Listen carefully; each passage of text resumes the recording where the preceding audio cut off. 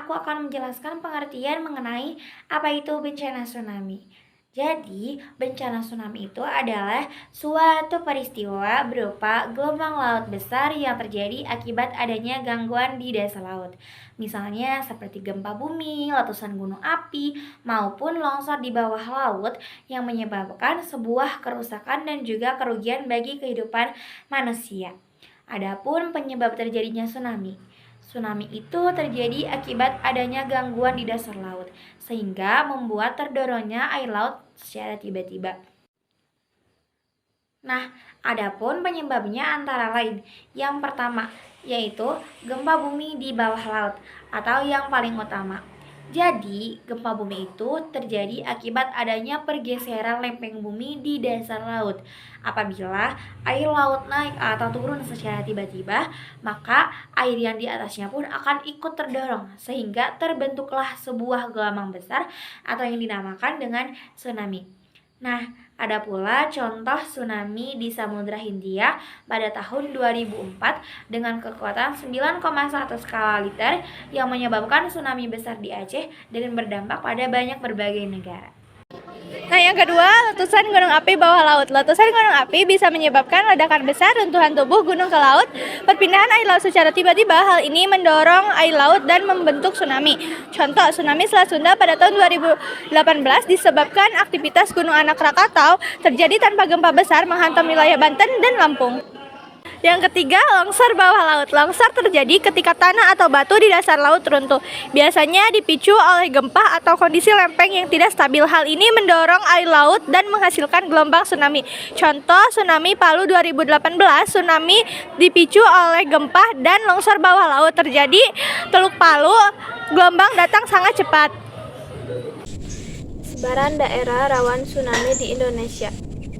Indonesia termasuk negara rawan tsunami karena berada di pertemuan beberapa lempengan besar dunia yaitu Indo-Australia, Eurasia, dan Pasifik.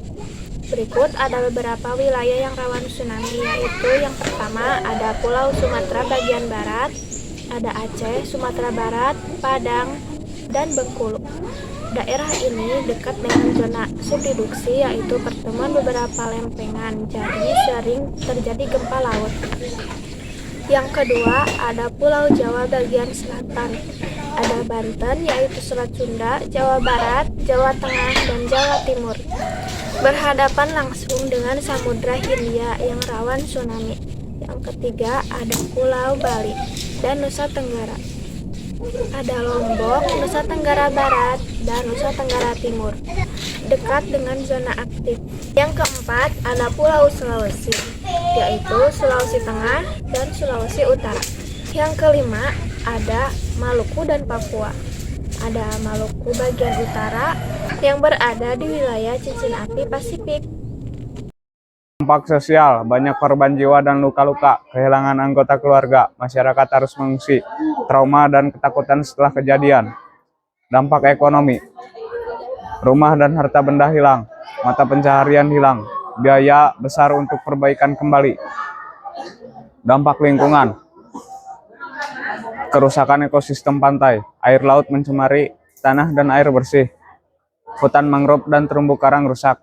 Dampak infrastruktur, jalan, jembatan, dan bangunan hancur, sekolah dan rumah sakit rusak, listrik dan komunikasi terganggu. Jenis mitigasi tsunami. Jenis mitigasi tsunami itu ada dua contoh. Yang pertama mitigasi struktural, yang kedua mitigasi non struktural. Apa sih mitigasi struktural? Mitigasi struktural adalah upaya mengurangi risikonya bencana alam dengan cara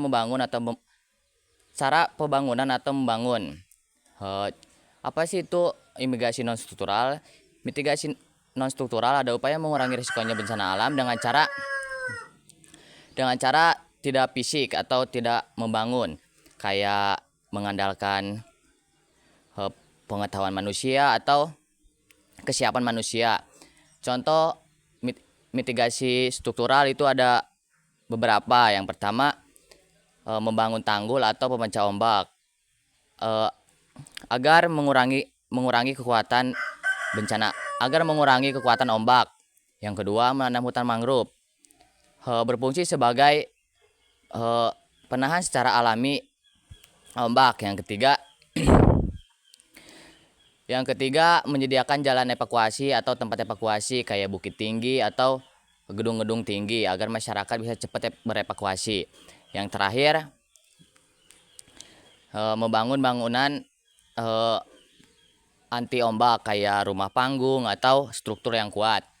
Contoh imigrasi non struktural adalah sistem peringatan dini tsunami. Kayak kita tuh bisa mengetahui kalau adanya tsunami biar persiapan. Yang kedua, edukasi masyarakat agar mengetahui tanda-tanda ombak kayak pantai surut atau menyediakan jalan evakuasi. Yang ketiga, latihan bencana agar masyarakat tidak panik saat bencana akan datang. Yang keempat, rambu evakuasi, rambu bencana agar masyarakat bisa tahu gitu kalau ada bencana yang akan datang. Yang terakhir, hindari pembangunan di pinggir pantai agar mengurangi risikonya terkena langsung. Bencana tsunami. Tujuan adaptasi tsunami mengurangi risiko korban jiwa, membantu masyarakat tetap selamat. 1. Adaptasi saat terjadi tsunami. Lari ke tempat tinggi setelah gempa, menjauhi laut dan pantai, mengikuti jalur evakuasi. 2. Adaptasi setelah tsunami. Mengungsi ke tempat yang aman, menerima bantuan makanan, air, dan lain-lain. 3. Adaptasi dalam kehidupan sehari-hari. 1. Menyiapkan tas siaga bencana, makanan, obat, air, dan lain-lain. 2. Mengetahui cara evakuasi. Mengikuti jalur evakuasi di sekitar rumah. Contoh nyata, lebih berani menghadapi bencana, mengetahui cara evakuasi. Perbedaan mitigasi dan adaptasi. Mitigasi usaha